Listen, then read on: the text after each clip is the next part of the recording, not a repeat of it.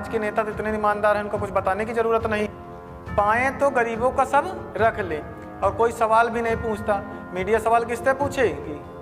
जिनका कोई मतलब नहीं है। इन्होंने ही कहा था कि बिका हुआ पत्रकार और डरा हुआ विपक्ष, मुर्दा आवाम, तीनों लोकतंत्र के लिए घातक हैं। सीढ़ियां उन्हें मुबारक हो जिन्हें छत तक जाना है, आपकी मंजिल तो आसमां है, रास्ता आपको खुद बनाना है। जय हिंद दोस्तों, मैं रंजीत कुशवाहा, प्रयास एकेडमी के यूट्यूब चैनल पर आप सभी का स्वागत है।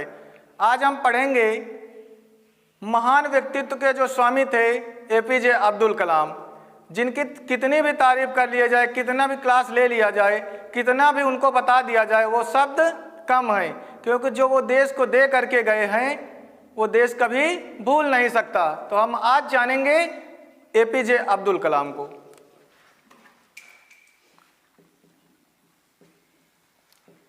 एपीजे अब्दुल कलाम। एपीजे अब्दुल कलाम बहुत अमीर घर में जन्म इनका नहीं हुआ था, लेकिन बहुत ही मेहनती थे और बहुत ही ईमानदार पर्सनालिटी के स्वामी थे। एपीजे अब्दुल कलाम का जन्म 15 अक्टूबर 1931 में हुआ। 15 अक्टूबर 1931 में रामेश्वरम में हुआ।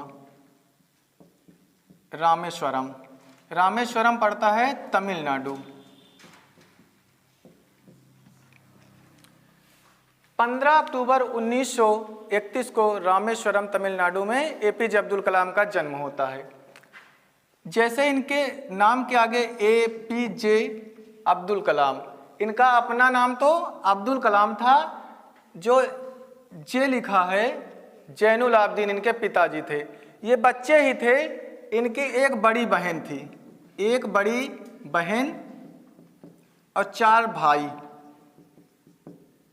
सबसे बड़ी बहन थी, फिर 4 भाई थे, और सबसे छोटे कौन थे? एपीजे अब्दुल कलाम, जिनको भारत रत्न मिला, मिसाइल मैन ऑफ इंडिया के नाम से भी जाना जाता है। 15 अक्टूबर 1931 को रामेश्वरम में एक बच्चे का जन्म होता है जिसका नाम एपीजे अब्दुल कलाम। इनकी जो बड़ी बहन थी और जो 4 भाई थे, एपीजे अब्दुल कलाम छोटे थे तो गांव के एक सरकारी या प्राइमरी स्कूल में पढ़ते थे। प्राइमरी स्कूल में पढ़ने के बाद जैसे होते ना बच्चे के, देखो स्कूलिंग जैसे मिलेगी वैसा ही बच्चा वैसे ही परिवेश में ढलेगा।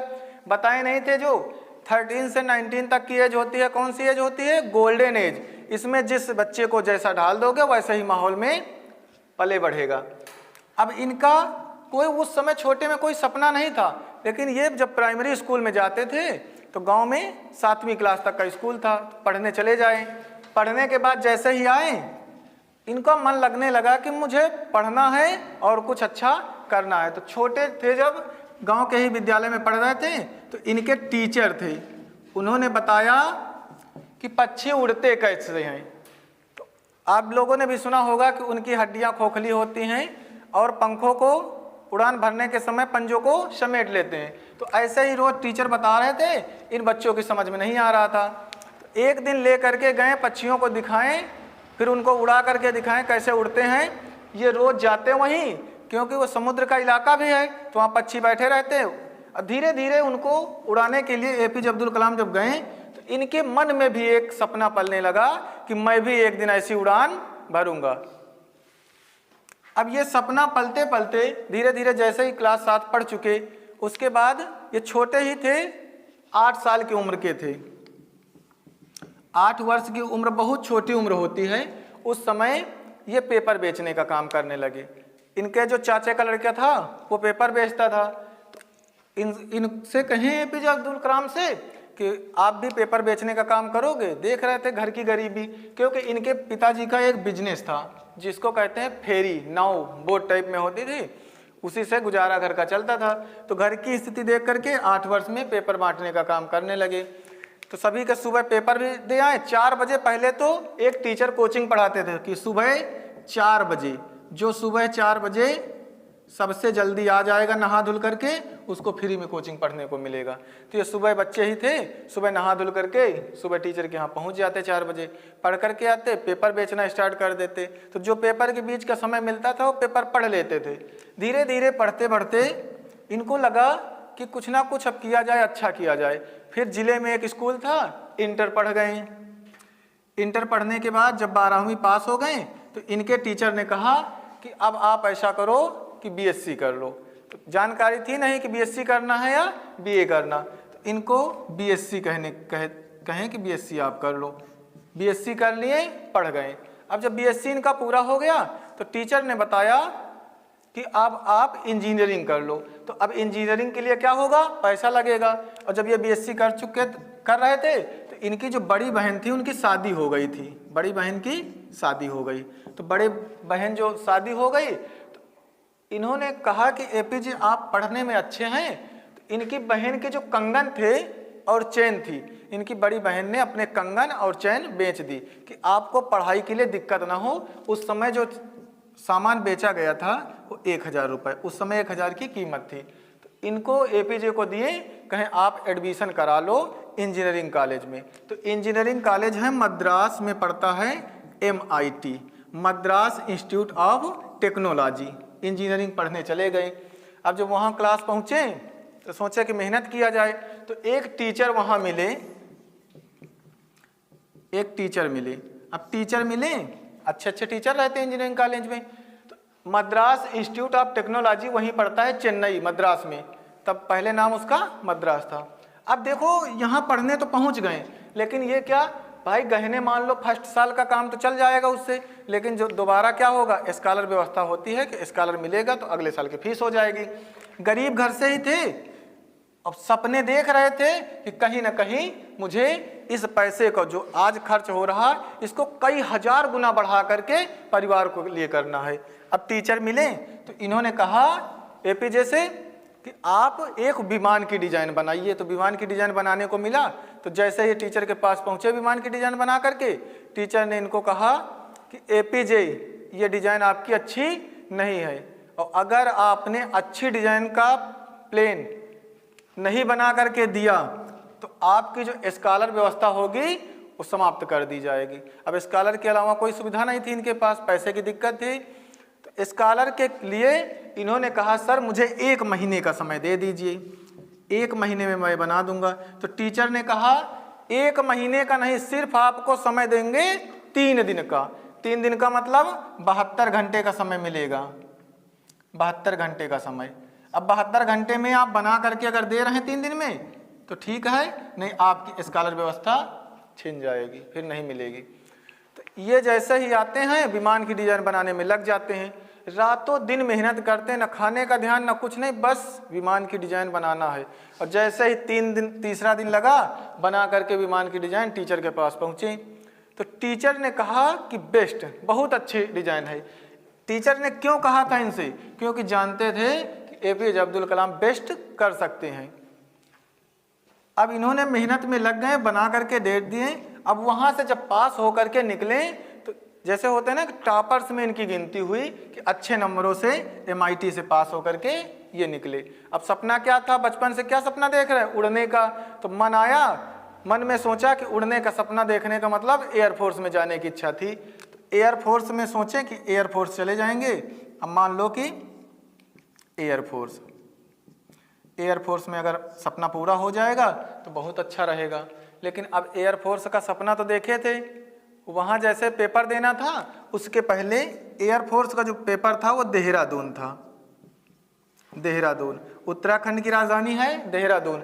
और उसके पहले एक साइंटिस्ट वाला जो वैज्ञानिक वाला पेपर इंटरव्यू था, वैज्ञानिक का साइंटिस्ट वाला, वो था दिल्ली में। अब दिल्ली में पहले पेपर देने पहुँचे, यहाँ से इंटरव्यू पेपर सब हो गया दिल्ली में, वहाँ से चले गए देहरादून, इधर से निकल गए, कहीं अब देहरादून में एयरफोर्स का पेपर देने पहुँच जाएंगे। अब देखो उत्तराखंड की राजधानी है देहरादून, एयरफोर्स का पेपर देने पहुँचे तो वहाँ 25 लड़के केवल पहुँचे थे, 25 लड़के। और 25 के 25 जो लड़के थे बहुत ही तेज दिमाग के लड़के थे, सब बेस्ट लड़के पहुँचे थे। अब वैकेंसी कितनी थी? केवल 8 लड़कों को लेना था कि 8 लड़के। अब पेपर दे करके जैसे ही देखें रिजल्ट अपना, तो इनका नंबर था 9वीं रैंक थी। 9वीं रैंक पर लिखा था एपीजे अब्दुल कलाम। बहुत उदास हुए और मन एकदम टूट गया था, क्योंकि वो बचपन से उड़ने का सपना देख रहे थे ना एयरफोर्स में। कहते नहीं कि जरूरी नहीं है कि आप जो चाह रहा है वही मिले, आपके लिए क्या बेस्ट है वो जरूरी होता है। तो जरूरी नहीं था इनका एयरफोर्स में जाना, शायद एयरफोर्स में जाते तो पायलट तक ही सीमित रह जाते।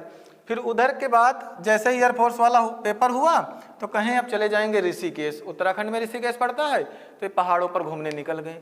देखो इनका दिमाग क्या था, एक तरफ ये साइंस पढ़ रहे हैं, फिजिक्स एस्ट्रोफिजिक्स की बात करते हैं, और दूसरी तरफ आत्मा भगवान इसमें भी विश्वास करते थे। तो ऋषिकेश पहुंचे आश्रम में, तो गंगा नदी है वहीं, टहल रहे थे उसी नदी के किनारे।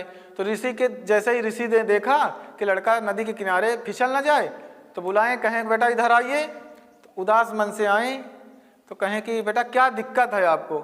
इन्होंने कहा गुरुजी क्या बताएं, बचपन में एक सपना देखा था और उसके लिए मैंने इतनी मेहनत किया, और मैं घर जा कर के कैसे बताऊंगा कि मेरा पेपर नहीं निकला, और मुझे ये था कि जो मेरी बहन के गहने भी बिक गए और मैंने ऐसे पढ़ाई।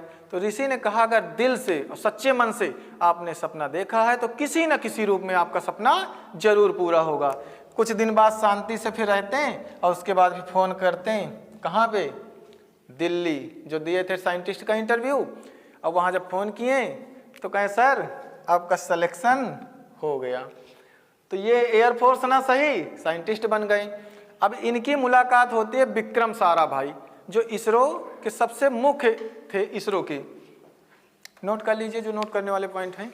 अब एयरफोर्स वाला चांस तो गया, वैज्ञानिक बन गए। अब ये विक्रम साराभाई के पास पहुंचे दिल्ली। अब दिल्ली जैसे ही पहुंचे, इसरो दिल्ली, देखो जब दिल्ली ये पहुंचे इंटरव्यू के लिए गए थे ना, तो दिल्ली वाला जो इंटरव्यू था साइंटिस्ट का, इनका फाइनल हो गया, सिलेक्शन हो गया। तो एयरफोर्स का चांस तो गया, एयरफोर्स से कोई मतलब नहीं, साइंटिस्ट बन गए। अब ये पहुंचे विक्रम साराभाई के अंडर में काम करने लगे। विक्रम साराभाई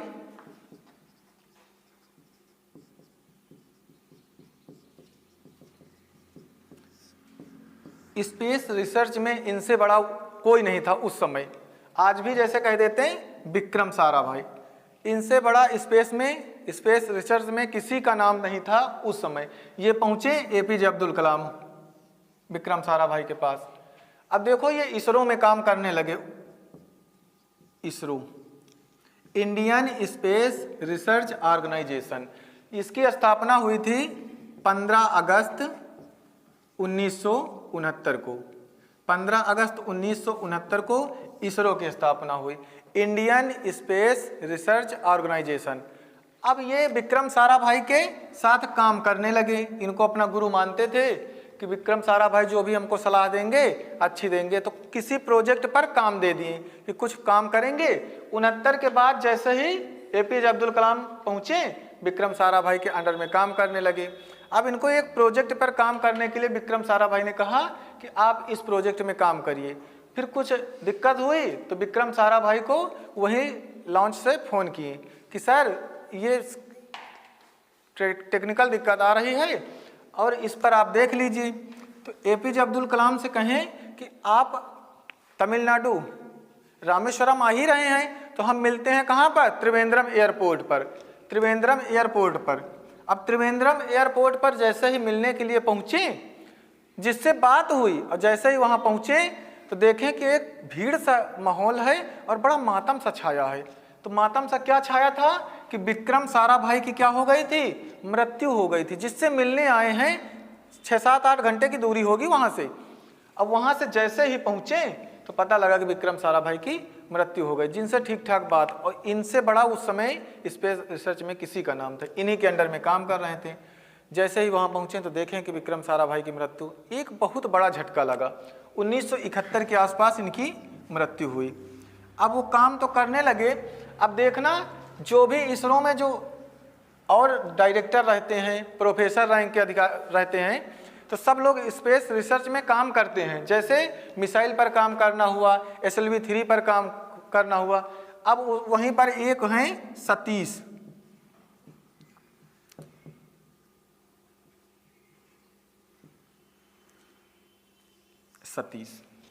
अब देखो, अब ये काम तो करने लगे।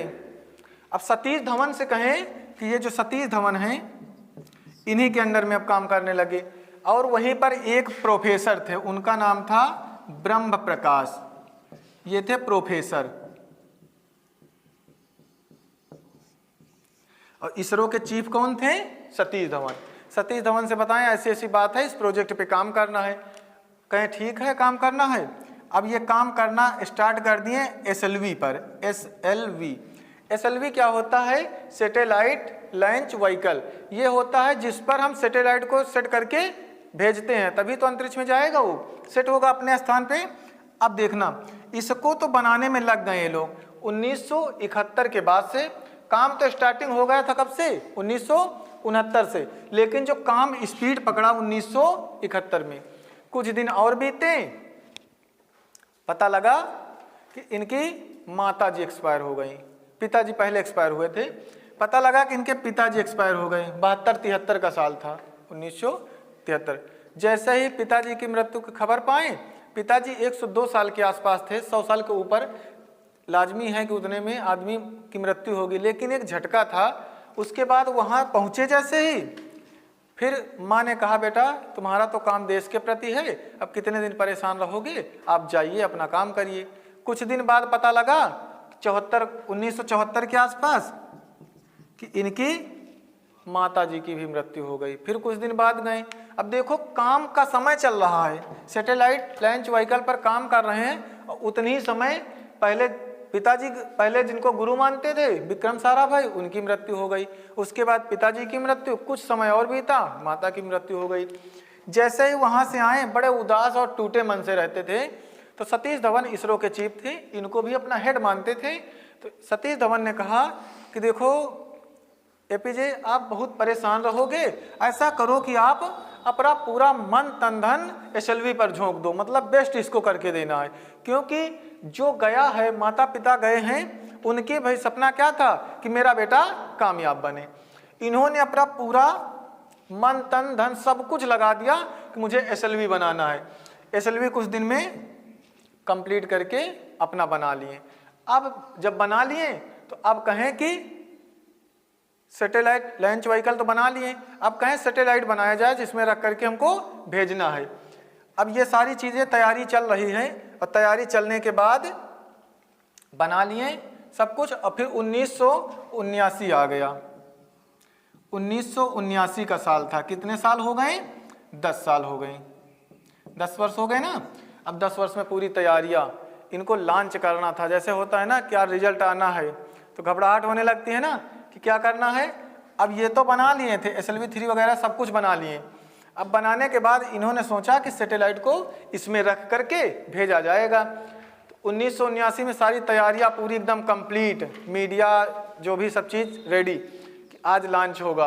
अब लॉन्च करने के लिए जैसे पहुँचे तो 4 मिनट जब बचे हैं तो लास्ट टेस्टिंग होती है। 4 मिनट पहले लास्ट में एक टेस्टिंग होती है कि सही है कि नहीं है। जैसे ही कहें ठीक है सब भेज दिए, तो पहला जो मिनट का गया तो वो बताया कि ठीक है। और जैसा ही दूसरा मिनट स्टार्ट हुआ, कंप्यूटर में सिग्नल आना स्टार्ट हुआ, गड़बड़ गड़बड़। और वापस आ करके जिसको भेजे थे, और भेजने के बाद बंगाल की खाड़ी में जा गिरा। बंगाल की खाड़ी में जा गिरा जो भी सैटेलाइट भेजे थे। अब भाई ऐसा हुआ है तो देश का पैसा है। अब ये बहुत परेशान APJ अब्दुल कलाम जा करके अपने रूम पे लेट गए, एकदम शून्य, जैसे कुछ एक्सप्रेशन ही नहीं शरीर पे।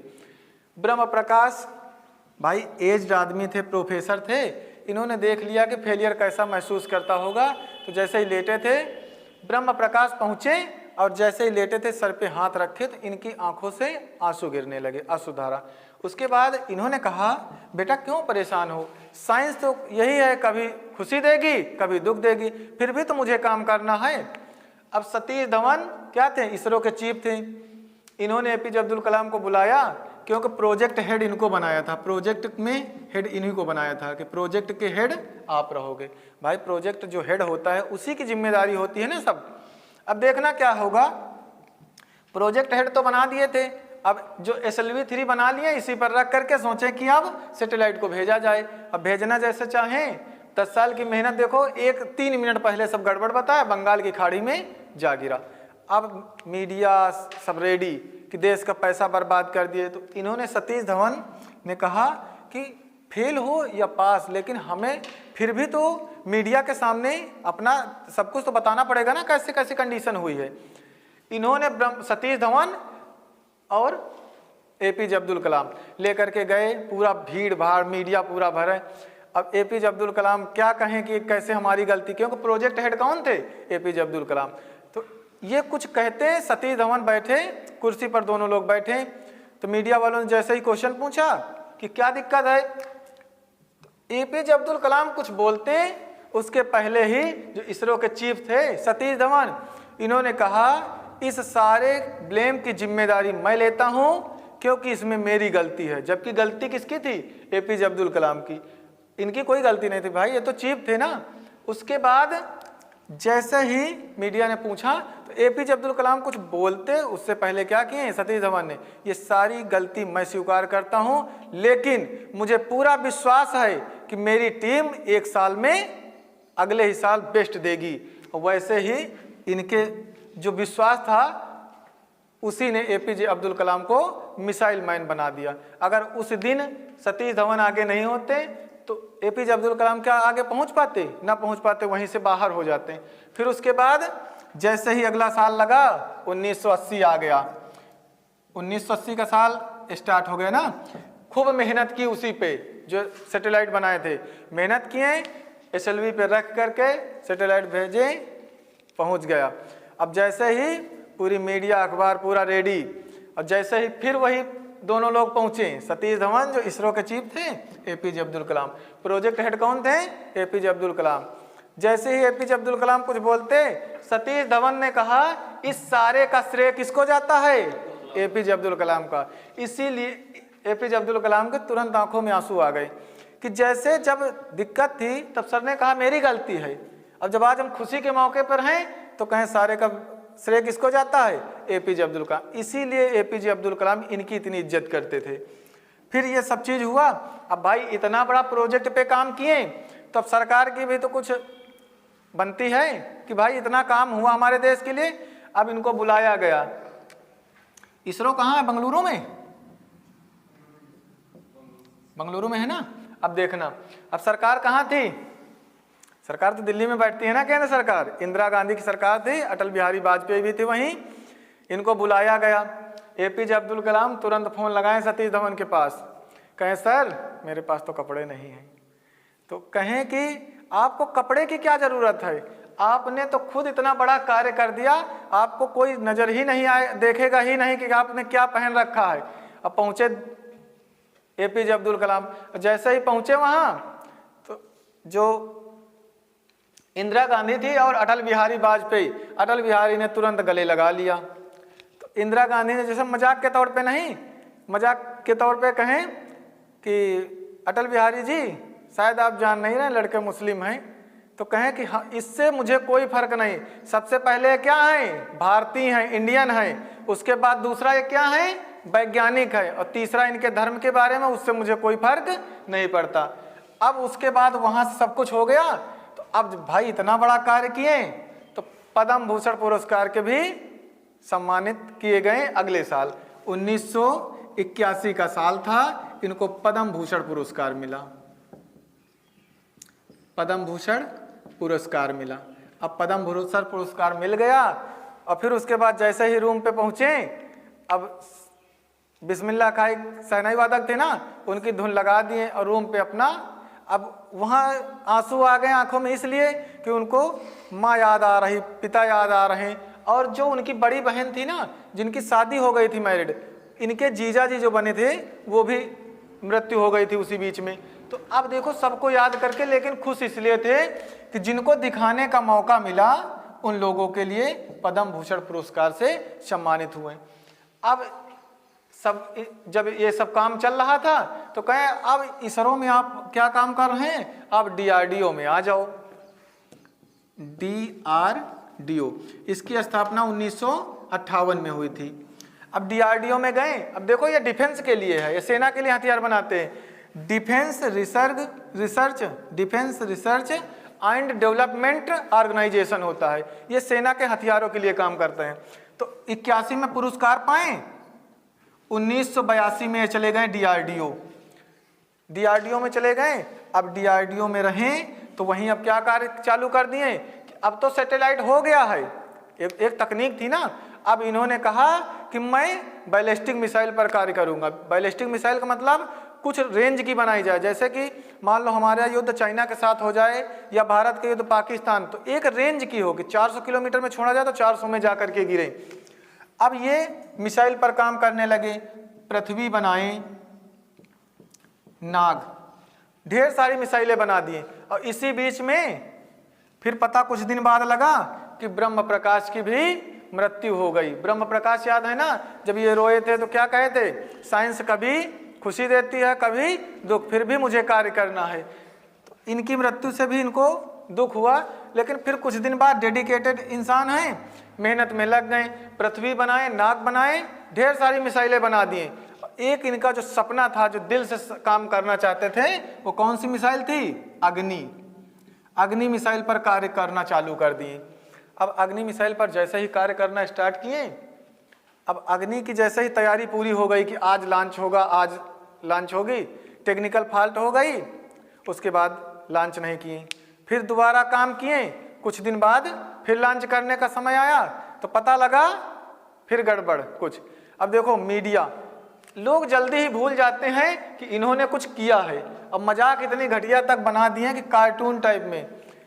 अमूल जो दूध की कंपनी थी, उन्होंने पेपर में छापा था कि शायद अग्नि मिसाइल को मेरा जो बटर है उसको खाने की जरूरत है। सोचो कि इतना काम कर दिए, उसके बाद भी मीडिया कैसे छाप रही। अग्नि मिसाइल पर काम किए, टेक्निकल फॉल्ट सही हुआ। फिर उसके बाद कुछ दिन बाद क्या किए कि तीसरे स्टेप में, थर्ड स्टेप में मिसाइल सेट हो जाती है, यानी अग्नि का जो परीक्षण होता है वो तीसरे स्टेप में सही होता है। फिर ये जब कार्य करते हैं तो 1990 में इनको पद्म विभूषण पुरस्कार दिया जाता, पद्म विभूषण पुरस्कार 1990 में पद्म विभूषण। पहले 81 में क्या पाए थे, पद्म भूषण पुरस्कार। देखो अब ये टाइम हो रहा काफी, तो 1991 में इन्होंने सोचा कि जन्म कब था, 15 अक्टूबर 1931 का। अब 15 अक्टूबर 1931 का जन्म था। अब 91 का साल आ गया तो कितने साल हो गए, 60 साल। तो इन्होंने कहा कि अब हम रिटायरमेंट ही ले लेते हैं और गांव में जाएंगे तो एक स्कूल खोलेंगे, बच्चों को पढ़ाएंगे कि पढ़ाई कितनी आसान होती है। लेकिन इतने कीमती दिमाग को कोई स्कूल के लेके छोड़ेगा, स्कूल के लिए। अब इन्होंने इनसे कहें कि सर आपका जो दिमाग है देश के लिए बहुत बेस्ट है, आप ऐसा करिए वैज्ञानिक सलाहकार बन जाइए। तो 1992 से 1999 तक ये वैज्ञानिक सलाहकार रहे, जो भी सलाह होती थी ये सलाह देते थे। उसके कुछ दिन बाद अटल बिहारी वाजपेयी फोन करते हैं, पहली बार जब सरकार बनती है, कि सर आप मंत्रिमंडल में शामिल हो जाइए। तो इन्होंने कहा कि सर मैं मंत्रिमंडल में नहीं शामिल हो सकता हूँ, कुछ बहुत ज़रूरी काम चल रहा है।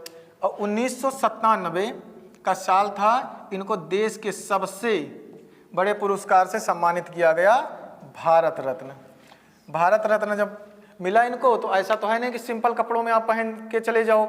अब भारत रत्न मिलना था। अब बता रहे हैं ना कि कपड़े नहीं पहनने का इनके अंदर शौक नहीं था, तो टाई बेल्ट जूता सब बाकायदे से जब पहन के गए तो जो लोग देख रहे थे इनको कि काफ़ी अलग तरीके से महसूस हो रहा है, कभी टाई को ढीला करें फिर कसें, ऐसा लगते थे बहुत ही सिंपल स्वभाव के इंसान थे।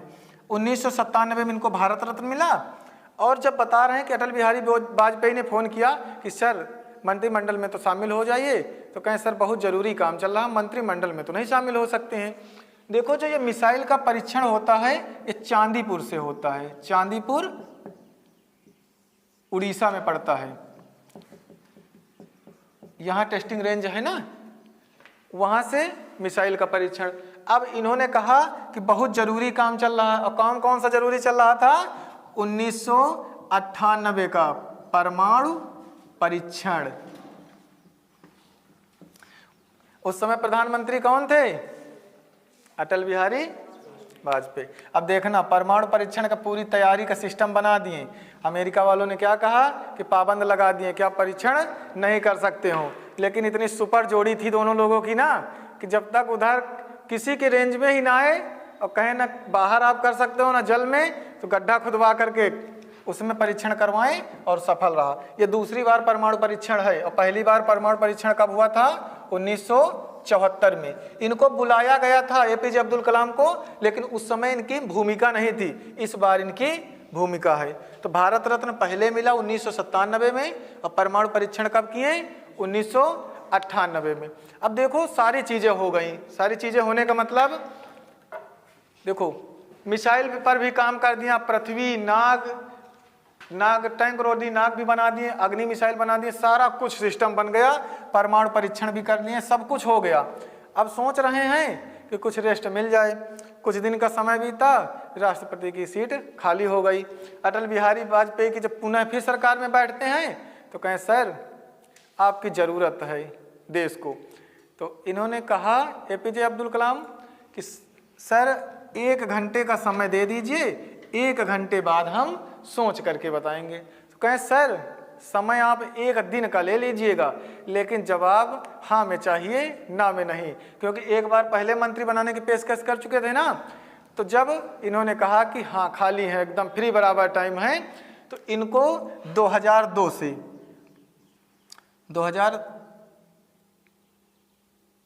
से 7 तक इनको 11वें नंबर के राष्ट्रपति बनाया गया था। 11वें नंबर के राष्ट्रपति, भारत के 11वें नंबर के राष्ट्रपति के रूप में 2002 से 2007 तक कार्य किए। अब देखो राष्ट्रपति है, तो देखो राष्ट्रपति को रहने के लिए बहुत बड़ा राष्ट्रपति भवन है, 350 कमरे के आसपास हैं, पूरा गांव बस जाए राष्ट्रपति भवन में, वीआईपी व्यवस्था है। तो इनको कभी अच्छी चीज़ें वीआईपी नहीं लगती थी, बस ये जानते थे कि हम जनता के सेवक बराबर हैं। तो ये जैसे ही कहीं बैठना हुआ तो जैसे होता था ना, राष्ट्रपति के लिए अलग से कुर्सी वीआईपी लग जाती थी, उस कुर्सी को हटवा देते थे, नॉर्मल से कुर्सी डलवा देते थे कि सबके साथ बराबर। जिन कमरों, सभी कमरों की लाइट बंद करवा देते थे, ताकि कोई लाइट जैसे यूज होगी, भाई कमरों की लाइट है, काम है नहीं, तो लाइट बंद करा दें ताकि देश को कुछ मिल सके। अब एक बार ऐसा हुआ कि लास्ट का साल चल रहा था, तो इनके जो रिश्तेदार थे शादी नहीं किए, तो इनसे पूछा गया कि शादी क्यों नहीं किए, तो कहें हम बहुत ज़्यादा व्यस्तता में थे, किसी मिसाइल पर परीक्षण चल रहा था, हम शादी की डेट भूल गए। सोचो इतना ईमानदारी से कार्य किए, इतना मेहनत किए, ये होती है लगन। इन्होंने कहा कि हर इंसान का एक सपना होना चाहिए और उस सपने को पूरा करने के लिए लगातार प्रयास करना चाहिए और हार्ड वर्किंग होनी चाहिए। देखो संघर्ष इनका कितना रहा, राष्ट्रपति के पद तक पहुंच गए। अब राष्ट्रपति भवन में तो पहुंच गए, अब इन्होंने कहा कि ऐसा करते हैं कि लाओ राष्ट्रपति भवन के जैसे मुगल गार्डन भी है वहीं पीछे, तो ये कहें कि लाओ शांति से कुछ टहला जाए घूमते। तो घूमते घूमते वहाँ देखें कि कैबिन टाइप के 2 बने थे, तो कैबिन में देखें कि सिक्योरिटी गार्ड की ड्यूटी लगी। गर्मी का सीजन था तो पसीना बह रहा था। अब देखें तो सिक्योरिटी गार्ड की फीलिंग खुद समझें, और समझने के बाद वहाँ पंखे की व्यवस्था किए। ठंडी में जब ठंडी से परेशान थे तो वहाँ केबिन में हीटर की व्यवस्था की। ये थे जिन्हें हम भारत रत्न भी धन्य हो गया, क्योंकि वो किसको दिया गया? एपीजे अब्दुल कलाम के। इन जैसे देश ने जो खो दिया है रत्न, ये कभी दोबारा वापस नहीं मिल सकते हैं। ठीक, तो ये थे हमारे एपीजे अब्दुल कलाम। अब उसके बाद जैसे ही राष्ट्रपति पद पर लास्ट रहे 2006-7 के आसपास, तो इन्होंने कहा, इनके जो 52 रिश्तेदार थे उन्होंने कहा कि अब तो सीट से आप उतरने वाले नंबर आ गया, अब हमको घुमा दो दिल्ली वगैरह। तो दिल्ली कहें घुमा दो, तो कहें सब लोग चले आइए। तो जो इनके साथ रहने वाले थे उनसे कहें कि सारा लेखा जोखा रखना मेरे रिश्तेदारों का, अगर 1 गिलास चाय भी पीते हैं 1 कप, उसका भी लिखा विवरण मिलना चाहिए, सारी चीज़ों का। चाय पीते हैं, दूध पीते हैं, फल खाते हैं, भोजन करते हैं, रूम का रेंट से लेकर के सब कुछ लिखवाएं, और वो था 3,52,000 रुपये, इतना था, 3.5 लाख के आसपास। इतना रुपया इन्होंने अपने चेक से काट करके दिया। ये थे ईमानदार। और आज के नेता तो इतने ईमानदार हैं, उनको कुछ बताने की जरूरत नहीं है। पाएं तो गरीबों का सब रख लें, और कोई सवाल भी नहीं पूछता। मीडिया सवाल किससे पूछेगी? जिनका कोई मतलब नहीं है। इन्होंने ही कहा था कि बिका हुआ पत्रकार और डरा हुआ विपक्ष, मुर्दा आवाम, तीनों लोकतंत्र के लिए घातक हैं। अगर पत्रकार बिका हुआ होगा तो वो आपसे सवाल पूछेगा ही नहीं, और अगर डरा हुआ विपक्ष होगा तो वो सवाल रखेगा ही नहीं। मुर्दा आवाम, तीनों लोकतंत्र के लिए क्या होते हैं? घातक होते हैं। तो एपीजे अब्दुल कलाम ऐसे ईमानदार इंसान थे। इंसान क्या, ये इंसान के रूप में एक समझ लो कि महापुरुष आए हैं, और इनसे हम लोगों को भी सीख लेना चाहिए। क्योंकि इन्होंने क्या कहा था कि हर इंसान का एक सपना होना चाहिए। अब देखो, इनका कहने का अर्थ था कि पहाड़ पर चढ़कर डायरेक्ट चढ़ने का मजा नहीं होता है, घूम करके पूरा लुक लेते हुए वो चाहिए। मतलब कि जीवन वही है जहाँ संघर्ष हो, और संघर्ष अगर आपके जीवन में कठिनाइयाँ अगर आ रही हैं तो जाहिर सी बात है आप आगे की ओर बढ़ रहे हो। अगर आपकी बुराइयां नहीं हो रही हैं, इसका मतलब आप गलत रास्ते पर जा रहे हो। अच्छा कार्य करोगे तो बुराइयां जरूर होंगी। अब एपीजे अब्दुल कलाम जब राष्ट्रपति पद से उतरे तो कुछ दिन बाद इन्होंने कहा कि मैं मोटिवेट करूंगा बच्चों को। कहें कि मैं, जरूरी नहीं कि मैं अपना एग्जाम्पल कहूँ, लेकिन कहें अगर मुझे लोग पढ़ेंगे तो कुछ ना कुछ जरूर पॉजिटिव सोचेंगे अपने लिए। इन्होंने आईआईटी, इंजीनियरिंग के जितने विद्यालय हैं, जो भी आईआईटी संस्थाएं इनको बुलाती, वहाँ जाते हैं, बच्चों को मोटिवेट करते हैं। और बच्चों को मोटिवेट करने के स्थान पर ये जैसे ही कॉलेज पहुँचते हैं आईआईटी के, बच्चों को मोटिवेट करते। और भी इनसे काफ़ी चीज़ें सीखने वाली है। देखो, भारत रत्न मिला, पद्म पुरस्कार मिला, और पद्म विभूषण पुरस्कार लिए। उसके बाद मिसाइल पर काम किए, इसीलिए इनका नाम क्या पड़ गया था? Missile man of India. फिर कुछ दिन ऐसे ही कार्य करते रहे। 27 जुलाई 2015 27 जुलाई 2015 को ये बच्चों को मोटिवेट कर रहे थे शिलांग में, और इनके हृदयघात की वजह से मृत्यु हो गई थी। तो ये थे हमारे, जिनकी रत्नों से अगर तुलना, हीरे से भी तुलना की जाए तो तब भी कम है। ऐसे थे हमारे महान, भारत देश के महान राष्ट्रपति के रूप में missile man of India APJ Abdul Kalam. जय हिंद दोस्तों।